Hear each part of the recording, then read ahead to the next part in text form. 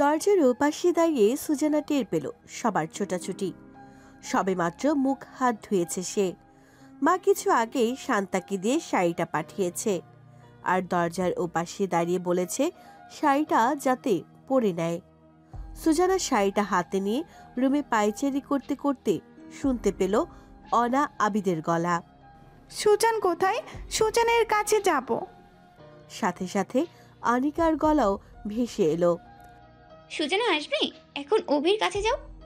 নামটা শুনতে বুকের ভিতর ঢিপঢিপ করে উঠল সুজানার। সত্যি এসেছে।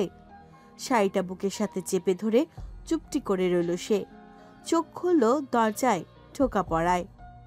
কাপা গলায় জানতে চাইল, কে? আমি আপা। শান্তা আপু বলো শাড়িটা পরে নিতে, নাস্তার প্লেট সাজানো শেষ হলে আসছে। আচ্ছা। সুজানা শাড়িটা পরে নিল কোনো মতে। যদিও সে শাড়ি পরতে বেশ পটু, বহুবার সে শাড়ি পরেছে, কিন্তু আজ কোনো কাজে মন বসছে না। অদ্ভুত কারণে সবকিছু হালকা হালকা লাগছে। বেশ সময় নিয়ে শাড়িটা পরে নিল সে। অতঃপর দুহাতে চুড়িগুলো, চুড়ির ঝনঝন শব্দগুলো শুনতেও আজ ভালো লাগছে। যেন এর চাইতে সুন্দর সুর বুঝি আর নেই। প্রেমে ভেসে গেলে বুঝি এমন অনুভূতি হয়। তারপর শাড়িটা পরে আয়নার সামনে দাঁড়িয়ে নিজেকে সময় নিয়ে দেখল। নিজেকে বোধহয় এমন করে আর কখনো দেখেনি সে। হয়তো সে তার চোখে সবকিছু দেখে বলে নিজেকে এত সুন্দর লাগছে। এই যে গালের দুপাশে লাল খয়েরি হয়ে শুকিয়ে রইল ব্রণগুলো, এগুলো খারাপ লাগছে না। সে নিখুঁত নয় জেনেও তো অভিক ফারদিন কাউকে না দিয়ে তাকে মন দিয়েছে। তাই সে নিখুঁত হতে চাইবে না, এবং তার প্রয়োজনও নেই। ভালোবাসার সংজ্ঞা যদি খুঁত নিখুঁতের মাপকাঠিতে দিয়ে হতো, তাহলে ভালোবাসা লুপ্ত হতো সে কবে। জগতে অমন নিখুঁত মানুষও কোথায়। দরজায় আবারও ঠোকা পড়ল। সুজানা চিরুনি হাতে নিয়েছিল সবে, কে বলে চিরুনিটা চুলে লাগিয়ে দরজা খুলতেই আনিকা আর জিনিয়াকে দেখে ভড়কে গেল। খোলা চুল ঢাকতে শাড়ির আঁচল টেনে নিয়ে সালাম দিতে আনিকা সালাম নিল। সুজানাকে ভালো করে পরখ করে একটু মৃদু হাসল, বলল, আমাদের তো ভিতরে যেতে বলছেন না। সুজানা আমতা আমতা করল। জিনার দিকে বারবার তাকালো। কে মেয়েটি? কখনো তো দেখেনি। সে বিছানার ওপর থেকে তার সালোয়ার কামিজ সাজগোজের জিনিসগুলো সরাতে সরাতে বলল, আসুন না, আমি মাত্রই চেঞ্জ করলাম তো, তাই সব এলোমেলো। থাক, ব্যস্ত হবে না, সমস্যা নেই। ওর সাথে পরিচয় করিয়ে দিই। ও জিনিয়া, ফুবির মেয়ে, সিজানির বোন। জিনিয়া সালাম দিল। সুজানা সালাম নিয়ে কুশল বিনিময় শেষে বলল, ওনারা কবে এসছেন? এই তো 3 দিন আগে এলো। আপনি তো আমাদের খোঁজ খবর নেন না আজকাল, শুধু একজনের খোঁজ রাখলেই চলবে। সুজানার চোখ জোড়া লজ্জায় নত হয়ে এলো। ওর কাচুমাচু ভাব দেখে জিনিয়া বলল, আহা ভাবি, লজ্জা দিচ্ছ কেন? দেখো লজ্জা পেয়েছে। না। আচ্ছা ঠিক আছে, আপনি চুলটা বেঁধে নিন, আমরা আসি। সুজানার মনে হলো আনিকা আগের মতো স্বাভাবিক স্বরে কথা বলছে না। তার ভালো লাগলো না। জিনিয়া বলল, আমি হেল্প করি, আমি খুব সুন্দর করে চুল বাঁধতে পারি। সুজানা মাথা দুলে সম্মতি দিল। শান্তার মেহুল এসে পড়ল তখনই। শান্তার সাথে ওদের পরিচয় হয়েছে, শুধু মেহুলের সাথে হয়নি। মেহুলের দিকে তাকিয়ে থাকতে দেখে শান্তা বলল, ও মেহুল, আমরা 3 জন বান্ধবী। চিনি আমি। ভালো আছেন? আলহামদুলিল্লাহ, আপনি ভালো আছেন? জি। আপনারা দাঁড়িয়ে আছেন কেন? বসুন না। সমস্যা নেই, আমি আছি। নতুন ভাবি, আপনি বসুন, আমি চুল বেঁধে দিই। আরে আপনার চোখ মুখ এত ফুলেছে কেন? কই, এমনি। নিশ্চয়ই কান্নাকাটি করেছেন। আমারও কাঁদলে চোখ মুখ একদম ফুলে যায়। শান্তার মেহুল চোখের দৃষ্টি বিনিময় করে চুপ করে দাঁড়িয়ে রইল। তাদেরকে সাজিয়া বেগম বলেছেন উনি বকাবকি করায় সুজানা সকাল থেকে কেঁদে কেটে ভাসিয়ে ফেলেছে। সবাই সবার সাথে টুকিটাকি গল্প করতে করতে সুজানার চুল বাঁধা হয়ে গেল। শাড়ির কুচিগুলো ভালো করে ধরে পিন আপ করে দিল জিনিয়া। বলল, এবার ঠিক আছে, কিন্তু মুখ গোমরা করে রেখেছেন, তাই ভালো লাগছে না। আরে হাসতে কোনো টাকা লাগে না। সুজানা জোরপূর্বক হাসার চেষ্টা করলো। জিনিয়া বলল, আমি মামিদের বলে আসি আপনি রেডি হয়েছেন। জিনিয়া বেরিয়ে গেল। শান্তার মেহুল বলল। আচ্ছা আপনারা কথা বলুন। আনিকা মাথা দোলালো। ওরা যেতেই সুজানা বিছানার চাদর ঠিক করতে করতে বলল। আপনি বসুন না, বাচ্চারা কোথায়? ওরা অভির কাছে। ও, আপনি এ সম্বন্ধে রাজি আছেন সুজানা? চাদরে হাত থেমে গেল সুজানার। ফিরে তাকাতেই দেখলো আনিকা ওর দিকে উত্তরের অপেক্ষায় তাকিয়ে আছে। সুজানা মহা মুশকিলে পড়ে গেল। আনিকা বলল। না, আমার মনে হচ্ছে আপনি কেঁদেছেন, তাই জানতে চাইলাম। শুরু থেকেই আমায় চেয়ে বসা মানুষটাকে ফেরানোর সাধ্য আমার কখনো হবে না। কারো শখ, আহ্লাদ, আনন্দ আর ভরসার জায়গা হতে পারাটা আমার জন্য সৌভাগ্যের। আমি কখনোই না করতে পারতাম না। আনিকা মৃদুমন্দ হাসলো। সুজানার টলমল করা চোখ জোড়া দেখে গাল টেনে দিয়ে বলল। আপনি আমার এত কাছে চলে আসবেন, এটা তো আমার জন্য আনন্দের সুজানা। যাই হোক, যেটা বলতে যাচ্ছিলাম, বাসনে বাসনে লাগলে টুংটাং আওয়াজ হয়, কিন্তু ছোট মা আর মায়ের মধ্যে মন কষাকষি হলে তারা একে অপরের সাথে কথা বলে না ঠিক, কিন্তু একে অপরকে ছেড়ে কখনো খাবার টেবিলে খেতে বসতে দেখিনি। সবাইকে খাইয়ে পাতিলের শেষের মাছের টুকরোটির এপিঠ ওপিঠ ভাগ করে খেতে দেখেছি। অসুস্থ হলে একে অপরের কাপড় চোপড় ধুয়ে দিতে দেখেছি। তাদের রোজ মন কষাকষি হয়, কিন্তু সেসব ড্রয়িং রুম পর্যন্ত কখনোই যায় না। দিন শেষে বাসন দুটো তো আর আলাদা থাকতে পারে না, তাদের একসাথে ভাজে ভাজে মানিয়ে থাকতে হয়। আপনার আমার সম্পর্কটাও তেমন হোক। সুজানা চোখ আরো টলমলে করে উঠল, যেন চোখের স্বচ্ছ জলে আনিকা নিজেকে দেখতে পাচ্ছে। সে বড্ড আলতো হাসলো। সুজানার থুতনি ছুঁয়ে বলল। আপনার ম্যাম দেখলে বলবে তার ম্যাডামকে আমি কাটাচ্ছি, তবে এই সুযোগে একটু সুযোগ না নিলে কি চলে? বলেই আসি, তোমার তাকে ভীষণ রকম কাঁদিয়ে এসেছি ভাইটি। সুজানা কান্না জলে হেসে ফেলল। আনিকা হেসে তাকে জড়িয়ে ধরল।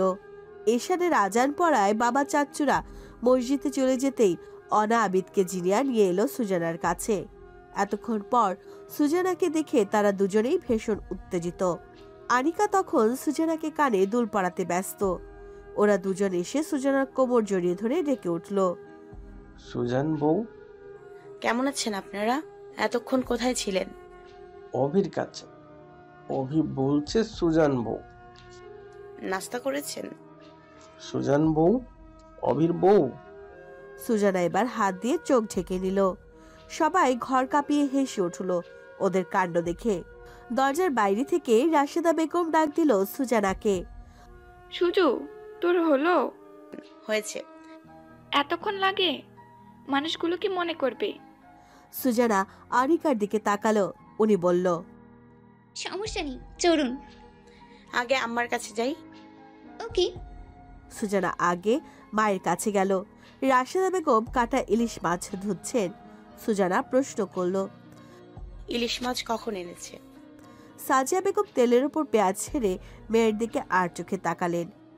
রাশেদা বেগম জবাব দিলেন, তোর মায়ের মেয়ের জামাই। সুজানা হতবিহ্বল চোখে তাকালো। গতকালকে সেগুন বাগিচায় উনি মজা করে বলেছিলেন, আর সত্যি সত্যি নিয়ে এসেছে। এক কার পাল্লায় পড়ল সে? সবকিছুতে সিরিয়াস। হবু শাশুড়ি ইলিশ রান্না দিয়ে ভাত খাবে বলে আবদার। ভালো করে রান্না করতে হবে না? তুই ওনাদের কাছে গিয়েছিস? আম্মার কাছে এসছে। আম্মা যদি... কেন এখনো না গিয়ে দাঁড়িয়ে আছে? আমি কি কোনো সহবত শেখাইনি? বাড়িতে মেহমান এলে আগে গিয়ে দেখা করতে হয়।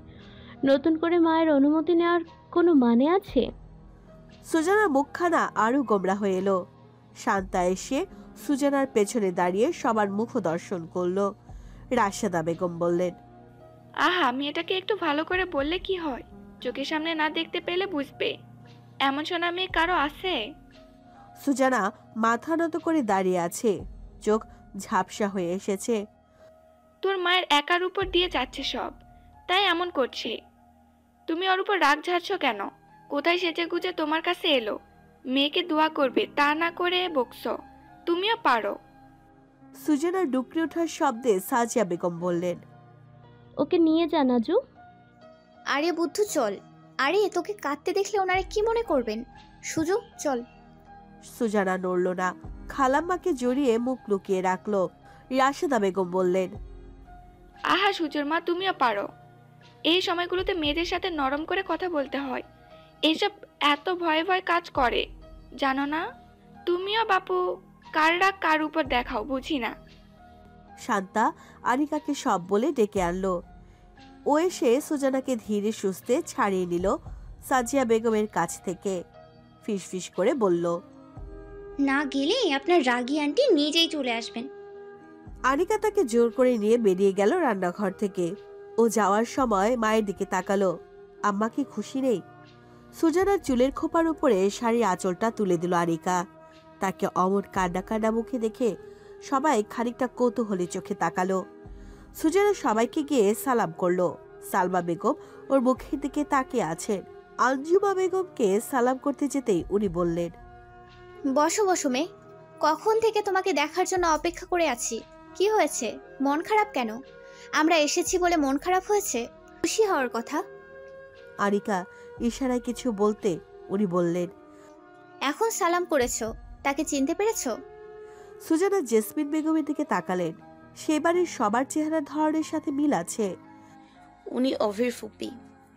জেসমিন বেগম হাসলেন সুজানার সাথে, বললেন, আমরা তো আজ নিয়ে যাচ্ছি না, এত কেটে কেটে চোখমুখ ফুলিয়ে ফেললে হবে না। সুজানা স্বাভাবিক হওয়ার চেষ্টা করলো। সরল মুখে সালমা বেগমের দিকে তাকাতেই উনি বললেন, তুমি এত শুকিয়েছো কেন? এইটুকুনো মেয়ের এত কিসের চিন্তা? সবসময় খ্যাক খ্যাক করে কথা বলা মানুষটা এত মমতা জড়িয়ে কথা বলছে দেখে সুজানার চোখ দুটো বারবার ঝাপসা হয়ে উঠেছে। সুজানা আশায় হইচই বেড়ে গেল। জিরিয়া বলল, মামি, মামাদের আসতে বলি। সালমা বেগম মাথা নাড়ালেন। আনিকাকে ডেকে কানে কানে কি ফিসফিস করে বলতেই আনিকা মাথা দুলিয়ে রুম থেকে চলে গেল। জেসমিন বেগম টুকটাক প্রশ্ন জানতে চাইল সুজানার কাছ থেকে। তার বাবা কোন স্কুলে মাস্টারি করত, চাচা জেঠু ফুপু কয়জন, তার দাদার বাড়ি কোথায়, নানার বাড়ি কোথায়, কবে তারা এই শহরে এসেছে, এই সব। সুজানা একটু স্বাভাবিক হলো ওনার সাথে কথা বলতে গিয়ে। জানতে চাইলো দাদুকে নিয়ে আসেননি কেন। উনি বললেন, মায়ের শরীরটা খারাপ যাচ্ছে, তাছাড়া তানিয়াও বাচ্চা নিয়ে আসতে পারবে না, তাই দুজনকে রেখে এসেছি। আনিকা সাজিয়া বেগমকে নিয়ে আসলেন। তারপর আজিম সাহেব আর আহনাব প্রবেশ করতে পিঠপত্তর নীরবতা নেমে এলো। সুজানা উঠে গিয়ে সালাম করতে উনি মাথায় হাত বুলিয়ে বললেন, অভিক ফারদিন তো ওই ঘরে ভীষণ অধৈর্য হয়ে পড়েছে। কেউ তাকে দেখাও দেয় না, তাকে দেখতেও আসে না, কি এক জ্বালা। সবাই একসাথে হেসে উঠল। সুজানা লজ্জা পেয়ে মাথা নামিয়ে নিল। আজিম সাহেব অভিককে উদ্দেশ্য করে ডাকলো, অভিক ফারদিন। কেউ একজন অভিককে বলল তার বাবা ডাকছে। সে ফোন থেকে মনোযোগ সরিয়ে ড্রয়িং রুম পার করে এসে বলল, জি বাবা। এদিকে আসা যায়? অভিক এলো, তবে ঘরে সবাইকে দেখে বাইরে দাঁড়ালো। ওখান থেকে সুজানাকে খানিকটা দেখা গেল। সেই খানিকটা দেখার মাঝে দুজনে দৃষ্টি বিনিময় হলো। অভিককে সে চিরাচরিত অভ্যাস অনুযায়ী ভ্রু নাচাতে দেখে সুজানা হাসলো। অভিক মাথা নিচু করে ঘরের দরজা পার হয়ে ভেতরে এলো। আজিম সাহেব সাজিয়া বেগমকে বললেন, মশাইয়ের সাথে আপনার আলাপ হয়েছে? আমাদের অনেক দিনের আলাপ। সাজিয়া বেগম মৃদু হাসলেন। বাহ, তাহলে তো ব্যাপার স্যাপার বহুদূরে গিয়েছে। অভিক মাথা দোলালো। সালমা বেগম ব্যাগ থেকে ছোট সাইজের লাল রঙা একটা বাক্স বের করে দিলেন আজিম সাহেবকে। উনি সেটি খুলে সাজিয়া বেগমকে বললেন, বাকি কথা এটার পরেই হোক। সাজিয়া বেগম সম্মতি জানালেন নীরবে। আজিম সাহেব অভিককে রিংটা বাড়িয়ে দিয়ে বলল, এই নাও বৎস। অভিক রিংটি তুলে নিয়ে সুজানার দিকে তাকে আবারও ভ্রু তুলল। সুজানা চোখ ফিরিয়ে নিল অন্যদিকে। জিনিয়া তাকে টেনে এনে অভিকের পাশে দাঁড় করালো।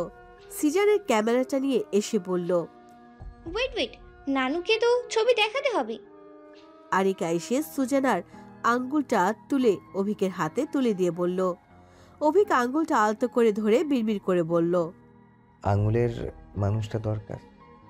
সুজানা কেঁপে কেঁপে উঠল তার আলতো স্পর্শে। অভিক সেটা পরিয়ে দিতে দিতে বলল, সুজানা আফ্রিদার তাড়াহুড়ো হয়ে যাচ্ছে। কি আর করার, আপনি তাকে একলা একা দেখার ভীষণ তাড়া আমার। আংটি বদলের পর সবার হাততালিতে মুখরিত হলো পুরো রুমটা। সালমা বেগম টেবিল থেকে মিষ্টি প্লেট নিয়ে সুজানাকে খানিকটা খাইয়ে দিল। অভিককে বাকিটা খাইয়ে দিতে দিতে বলল, এবার বড় হতে হবে অভি। অভিক মাকে খাইয়ে দিতে দিতে বলল, আমি বড় হইনি। হয়েছিস বয়সে, বুদ্ধিতে আন্ডা। সুজানা শব্দহীন হেসে উঠল, সাথে বাকিরাও। সবার মিষ্টি খাওয়া খাই হলো। সাজিয়া বেগমকে আনিকা টেনে নিয়ে এলো। অভিক আর সুজানার সামনে এনে দাঁড় করিয়ে দিল। মিষ্টি চামচে তুলে হাতে ধরিয়ে দিয়ে বলল, মিষ্টি মুখ করেন আন্টি। সাজিয়া বেগম চামচটা অভিকের মুখে তুলে দিতে দিতে বললেন, আমার তো আজকে দেওয়ার মতো কিছুই নেই, কি দেব আমি? অভিক খেয়ে চামচটা নিয়ে মিষ্টি কেটে ওনাকে খাইয়ে দিতে দিতে বললেন, আমি অত ছাঁচ দেওয়ার পাত্র নই। হিসেব মতো সবচাইতে মূল্যবান রত্নটা বুঝে নিয়েছি। সাজিয়া বেগম মিষ্টিটা চিবিয়ে হাসলেন, বললেন, ইলিশ মাছটা রেঁধেছি, কাটা বেছে খেতে যেতে হবে, কিন্তু কাটা লাগলে তো আবার সমস্যা। সমস্যা কি? গলা থেকে কাটা না নামা অবধি থেকে যাব। রাতটা গল্প করে কাটিয়ে দেবো। করিমের আবার রাত জাগার অভ্যেস আছে। তাই আমার আব্বা করিমুল্লাহ সর্দার রাতে গ্রামের চোর ডাকাত পাহারা দিতেন বলে রাত জাগার অভ্যাস ছিল, কিন্তু করিম কাকে পাহারা দেয়? করিমও চোর পাহারা দেয়। তাই বুঝি? সবাই কি আর টাকা পয়সা চুরি করে? মানুষও চুরি করা যায় তো। চুরি কি হলো? তার বলতে মানুষ তো চুরি হলোই, সাথে তার মন, রাতের ঘুম আর প্রিয় ট্র্যাক স্যুট। চোরটাকে ধরার কারসাজি চলছে অবশ্য। সুজানা মৃদু হেসে মাথা নামিয়ে দিল। ইস, ট্রাকস্যুটটা এখনো রয়ে গেছে। সাজিয়া বেগম হাসলেন, এবারও বললেন, শুরুতেই ভেবেছিলাম করিম ভীষণ ছেলে মানুষ, ছোট মানুষ, পরে দেখলাম সে ছোট মানুষ ছদ্মবেশে এক মাস্টার মশাই। তবে এখন বুঝলাম মাস্টার মশাই ভীষণ ছোট মানুষ না হলেও ভীষণ রকম ছেলে মানুষ। ভীষণ রকম ছেলে মানুষটাকে পছন্দ হয়েছে? সে যদি আমাকে অপছন্দ হওয়ার সুযোগ না দেয়, পছন্দ না করে যাব কোথায়? আমি তাহলে নিয়ে নিলাম। সাজিয়া বেগম মেয়ের দিকে তাকালেন না, বকেছেন তাই নিজেও শান্তিতে নেই। অভিকৃতিকে তাকে প্রশ্ন করলেন, সে তো আবার বিয়ে টিয়ে নিয়ে বড়ই দ্বিধাদ্বন্দ্বে ভোগে। আমার কাছে আছে। কি আছে? দ্বিধাদ্বন্দ্ব দূরীকরণের মহৌষধ, এক ডোজে যথেষ্ট। সাজিয়া বেগম ঠোঁট এলিয়ে হাসলেন, মাথায় হাত বোলাতে গিয়ে চুল টেনে দিয়ে বললেন, দুষ্টু ছেলে। বড়রা কথা বলার জন্য এক ঘরে বসলেন। বাকিদের সুজানার ঘরে পাঠিয়ে দেওয়া হলো। সুজানা অনামিকা আঙ্গুলটা সেই তখন থেকে ধরে রেখেছে অন্য হাতে। বড়রা কি সিদ্ধান্ত নিচ্ছে তা জিরিয়া, শান্তা আর মেহুল আগাম পরিকল্পনা করে হাসছে আর সুজানার সাথে মজা নিচ্ছে। অনা আবির সুজানার পাশে বসে রয়েছে ভালো বাচ্চার মতো। কিছুক্ষণ পর পর সুজানার দিকে তাকাচ্ছে আর জানতে চাইছে সুজান বউ। তাদের কথায় হাসা ছাড়া সুজানার উপায় নেই। কিছুক্ষণ পর সায়েম ঘরে উকি দিল। জিরিয়া বলল, কি অবস্থা? সায়েম লজ্জায় কান মলতে মলতে বলল, আপা তোকে ডাকে। স্যার নাকি? এখন যেতে বলেছে। ভাইয়া তুমি গিয়ে বলো যে আমরা এখন তাকে ছাড়িনি। সায়েম চলে যাচ্ছিল। সুজানা বলল, না না না, এরকম বলিস না। সবাই হেসে উঠল। মেহুল শান্তার গায়ে ঠেস দিয়ে বলল, চোখে ভালোবাসা কারে কয়। আনিকা অনার চুলে ক্লিপ লাগিয়ে দিতে দিতে বলল, সুজানা আপনি যান, আপনারা কেন বেচারিকে এত লজ্জা দিচ্ছেন? তাড়াতাড়ি যেতে বলেছে। সুজানা আবার সবার দিকে তাকালো। মেহুল বলল, জাগাতি। আচ্ছা। এ কেমন মেয়ে? আম্মু সুজান কোথায় যায়? অভি ডাকে। অভি কেন ডাকে? কেন ডাকে? সবাই হেসে উঠল। সুজানা সাইমের পেছন পেছন যেতে যেতে বলল, কোথায়? বারান্দায় ফোনে কথা বলছিস এতক্ষণ, এখন ছাদের দিকে গিয়েছে বোধহয়। ছাদে যা। আচ্ছা, আম্মা ডাকলে বলিস কেমন? সাইম মাথা দোলালো। সুজানা ধীর পায়ে হেঁটে ছাদে উঠে গেল। ছাদের এক পাশে সিমেন্টের বস্তা, অন্য পাশে ট্যাঙ্ক। অভিক ফোন কানে দিয়ে পশ্চিমমুখী হয়ে দাঁড়িয়ে কথা বলছে। সুজানা টলস্ত পায়ে হেঁটে তার পেছনে গিয়ে দাঁড়ালো। অভিকের কথা শোনার পর সুজানা বুঝতে পারল অভিক দাদুর সাথে কথা বলছে। সুজানার আশার টের পেয়ে সে পেছন ফিরে তাকালো। সুজানাও লাজুকলতা নেয় তাকালো। অভিক ফোনটা কেটে পকেটে রেখে তার দিকে ফিরতেই সুজানা খুবই ধীর গতিতে পিছিয়ে গিয়ে হাসলো। অভিক এগোতে এগোতে দুষ্টুমির ছলে বলল, দেরিতে আসায় আমার অভিমান জমেছে প্রথম দিনের মতো। প্রথম দিন কি করেছি? আপনাকে পেছন থেকে ডেকেছিলাম আর আপনি বৃষ্টিতে ভিজে ভিজে পালাচ্ছিলেন। সেগুন বাগিচায় যাওয়ার তাড়া পড়েছিল সেদিন। থেমে গেল সুজানা। অভিকও থামলো। তার আর সুজানার দূরত্ব মেপে নিল। ঠিক একটা হাত দূরে সুজানা দাঁড়িয়ে, অনামিকায় পরা আংটিটা এখনো অন্য হাতে মোচড়াচ্ছে। অভিক এক হাত দূরত্ব কমিয়ে আধা হাত দূরত্ব গিয়ে দাঁড়ালো, বলল, আমার কাছে আসার তাড়া ছিল। আমি সেদিন একটা বিলেত পাস ছেলেকে বোকা বানাতে গিয়েছিলাম। পরে কি হলো? আমি নিজেই বোকা হয়ে গেলাম। তারপর সে একটুখানি নিকটে আসায় সুজানা তার দিকে পুরোপুরি তাকিয়ে হাসলো। অভিক তার দুপাশের রেলিংয়ে হাত ঠেকিয়ে তাকে ঘিরে দাঁড়ালো। ভ্রু নাচিয়ে জানতে চাইল, কি? আপনি দূরের জিনিস ভালো দেখতে পান? অভিক ভ্রু কুচকে চাইল। কিয়ৎ পরিমাণ সময় নিয়ে পরক্ষণে হেসে উঠল, ঝুঁকে বলল, কাছের জিনিসও ভালো দেখতে পাই। এই যে তাকে দেখতে পাচ্ছি। কেমন? শাড়িতে সে আমার বাগানের ফুলের মতো। আজ থেকে এই শাড়িটা তার, আর সে একান্ত আমার। শিশিরে অনুভূতি হলো সুজানার তার হাতটা অন্য 5 আঙ্গুলের ভাঁজে বন্দী হওয়ায়। কপালে কপালের স্পর্শ, নিঃশ্বাসের শব্দ সন্ধি, আর সেই ভাঁজে ভাঁজে বসে থাকা 5 আঙ্গুলের স্পর্শ অনুভবে সুজানার তখন বেহাল অবস্থা।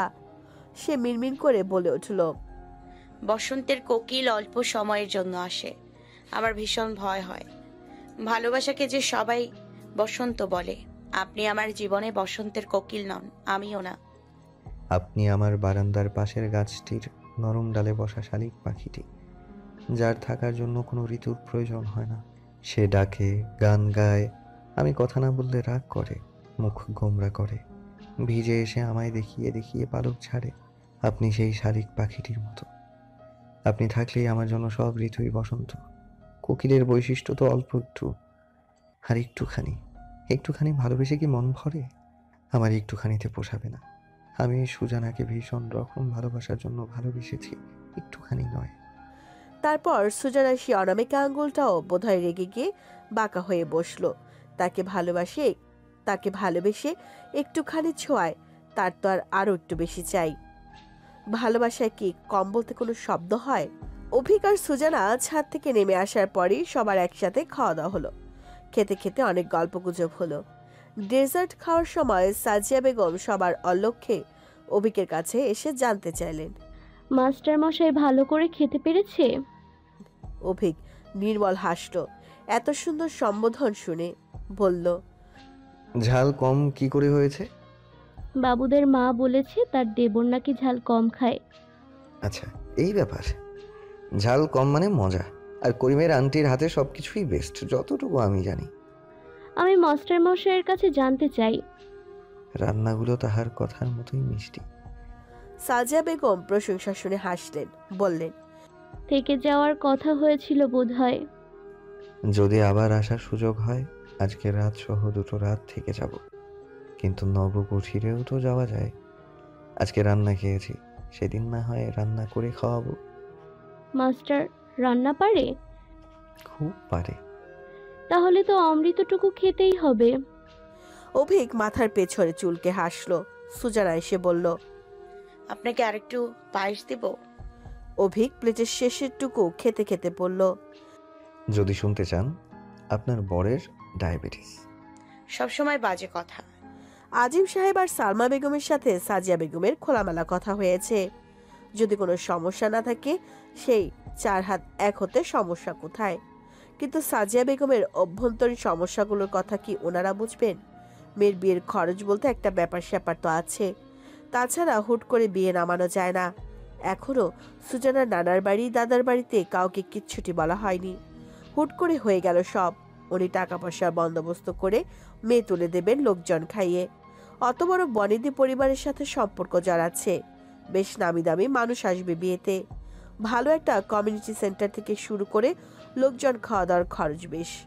বড় ভাইকে জমি বেচার চূড়ান্ত কথা বলে দিতে হবে, তাই তিনি সিদ্ধান্ত জানাবেন বলে সময় চেয়ে নিলেন। তবে সমস্যাটা ওনার নয়, সুজানার বলে চালিয়ে দিলেন। সুজানা কখন চায় তার উপর নির্ভর করে, উনি সিদ্ধান্ত নেবেন বলেছেন। সালমা বেগম নিশ্চিন্ত হলেন। সুজানাকে উনি ফোন করে ভালো করে বুঝিয়ে বললে হয়ে যাবে। উনি জানেন সুজানা ওনাকে বেশ ভয়ের চোখে দেখে। তাছাড়াও উনি আর দেরি করতে চান না, রমজান চলে এসেছে, ঈদের পর ছাড়া আর কথা নেই। সুজানার মতামত এবং সাজিয়া বেগম ওনার চূড়ান্ত সিদ্ধান্ত জানাতে জানাতে রমজান চলেই এলো। এই পুরো রমজানে সুজানা আর তার মাস্টারমশাইয়ের দেখা হয়েছিল ক্যাম্পাসে ভর্তির সময়। সে দূর থেকে দেখে একটুখানি মৃদু হাসা, আর সুজানার বন্ধুদের সাহায্যে পাঠালো আরও একটি টিস্যুর প্যাকেট। সুজানা তার ভেতরে আবিষ্কার করলো একটি নীল চিরকুট, তাতে লেখা ছিল, রমজান মোবারক সুজানা আফরিদা। আগামী রমজানে সেহরিতে ডেকে দেওয়ার জন্য হলেও আপনি আমার হন। সুজানা চিরকুটটা কতবার পড়েছে হিসেব নেই। মায়ের বারণে তারা দুজনের অনেকদিন একসাথে হাঁটা হয়নি, কথা হয়নি সামনাসামনি দাঁড়িয়ে। ফোনে সেই কয়েক মিনিটের কুশল বিনিময়। অল্প সময়কে অত শত কথা বলা যায়? তাদের তো কথা গলিয়ে যায় দুজন দুজনের গলার আওয়াজ শুনলে। রমজানের প্রায় শেষের দিকে আজিম সাহেব ছেলের বইয়ের জন্য ঈদের কাপড় চোপড় নিয়ে এলেন, সাথে বইয়ের মা ভাইয়ের জন্য। উনি চুপিসারে সুজানাকে বলেছেন সবগুলো অভিক ফারদিনের পছন্দ কিনা। কাপড়ের ভাজে নাকি কিছু সিক্রেট আছে, সুজানা ছাড়া তা অন্য কারো দেখা মানা। সুজানা তার কাপড়ের ভাজে পেল আরো একটি চিরকুট, তাতে লেখা, ঈদ মোবারক মাই মিসেস। সুজানার অদ্ভুত রকমের অনুভূতি হলো, এক নতুন অনুভূতিগুলো। সে নাম জানে না তাদের। ঈদের দিন সন্ধ্যাবেলা নবগুঠিরে যখন মেহমানের আনাগোনা, অভিকের মামার বাড়ি খালার বাড়ির সবাই ঈদ উপলক্ষে বেড়াতে এসেছে। কোনো বছর ঈদে সবাই আসে না, এই বছর ঈদটা বিয়ে বিয়ে আমেজ নিয়ে এসেছে। বেড়াতে আসার ফাঁকে নতুন বউটা একটু দেখে যাবে এই আশা নিয়ে। তাছাড়া অভিকের মামার বাড়ির দিক থেকে সেই একমাত্র যে বিয়ে উপযুক্ত, তার বিয়ে নিয়ে হইচই এর শেষ হওয়ার কথা নয়। অভিক সিজান আর মামার ছেলে রিসানকে নিয়ে সন্ধ্যার দিকে ফিরেছে। অনেকগুলো বছর পর দেশে তার ঈদ উদযাপন। তাকে বাড়ি ফিরতে দেখে সবাই আরও মেতে উঠল। সবার সাথে কুশল বিনিময় শেষে তরি আর খড়িকে দেখল। তারা দু বোন, ছোট্ট একটা ভাই আছে। তারা এসে সালাম বিনিময় করে বলল, ঈদ মোবারক। আমাদের বকশিস? ঈদ মোবারক। বকশিস আপাতত পকেটে নেই, ঘরে যাই, ফ্রেশ হই, তারপর। ওকে ওকে। জিসান ভাই, রিহাত ভাই, বকশিস রেডি করো। ওরা দুজনেই হাসল। রিসান তরির মা সাইদা বেগমকে বলল, ছোট ফুবি, বকশিসের বদলে ওদের জন্য জামাই ঠিক করে দিলে ভালো হয় না? দুটো লাল টুকটুকে বর। বর আবার লাল টুকটুকে হয় কেমনে? বউ হয় লাল টুকটুকে। সবাই তার কথায় হেসে উঠল। সাইদা বেগম অভিককে বলল, হ্যাঁ রে অভি, বকশিস সব শেষ করলে হবে, আসল মানুষকে তো বকশিস দেওয়া বাকি। অভিক টি টেবিলে রাখা জগ থেকে গ্লাসে পানি ঢেলে খেতে গিয়ে বলল, আসল মানুষকে? সুজানা। অভিক কেসে উঠল। সাইদা বেগম বললেন, হাই হাই, একটু আস্তে খা, বউয়ের কথা শুনে কাশি উঠে গেছে। আমি ফ্রেশ হতে যাচ্ছি। মমতাজ বেগম এসে বললেন, ওহ দুলা ভাই, তোমরা ফিরেছো। সবাই তো নতুন বউকে দেখার জন্য মুখিয়ে আছে। হবু শাশুড়িকে মাতিয়ে আসবে না? সুজানা সালামি পাবে তোমার কাছে, না গেলে ভারী অন্যায় হবে। অভি, সুজানা কিন্তু তোর কাছ থেকে মোটা সালামি পাবে। সুজানার হয়ে সালামি খোঁজার মানুষের দেখছি অভাব নেই। কি বললি? অভিক হেসে উঠে চলে গেল। গোসল নিয়ে শেষ হতে না হতেই দরজায় ঠোকা পড়ল। ওয়াশরুম থেকে তোয়ালে নিয়ে মাথা মুছতে মুছতে অভিক ঘরের দরজা খুলল। দেখলো লাল টকটকে ফ্রক পরা একটি ছোট্ট পুতুল গোলগাল চোখে তার দিকে তাকিয়ে আছে। অভিক হাঁটু মুড়ে বসে বলল, কি সুন্দর, কি হয়েছে আম্মি? অনা হেসে তার গলা জড়িয়ে ধরল। অভিক কোলে তুলে গালে আদর দিয়ে বলল, ওরে বাবা, আমি তো ভুলেই গিয়েছি, আম্মিকে বকশিস দেয়া হয়নি। আম্মি কত বকশিস চাই? অনা ওর গালে গাল লাগিয়ে হেসে বলল, সুজান। অভিক তার দিকে চাইল। সুজানা, কি হয়েছে? সুজানের কাছে যাব। অভিক তার গাল চেপে চুমু খেয়ে বলল, ওকে। প্রমিস বলো অভি। ওকে, প্রমিস আম্মিজান। ঘরের ভেতর হইহুল্লা করে ঢুকে এলো সবাই। তারা সবাই রেডি, তারা বউ দেখতে যাবে। অভিক ভ্রু কুঁচকে তাকালো অনার দিকে। অনেক খিক করে হেসে আবারও জড়িয়ে ধরে তার কাঁধে মাথা রাখলো। আচ্ছা, এটা প্ল্যান ছিল? সবাই সমস্বরে বলে উঠল ইয়েস। আবিদ এসে গাল ফুলিয়ে বলল, অভি বনুকে কোলে নিচে। অভিক অনাকে রেখে তাকে কোলে তুলে দু গালে আদর করলো। তারপর বকশিস দিল সবাইকে। আনিকা বলল, আমারও। অভিক তাকেও বকশিস দিল, বলল, সালাম ছাড়া সালামি। আনিকা হেসে তার সামনের চুল টেনে দিয়ে বলল, তুই আমাকে সালাম করবি? করতেই পারি, সম্পর্কে তুমি বড়, কিন্তু বয়সে বড় কে? আনিকা হেসে উঠল, কপালে হাত ঠেকিয়ে বলল, সালাম নিন ভাইজান। অভিক হাসল। সালমা বেগম ঘরে প্রবেশ করলেন, হাতে কফির মগটা টেবিলের উপর রাখতে রাখতে বললেন, সূচনাকে তোর মামি আর খালাম্মা দেখতে চাচ্ছে।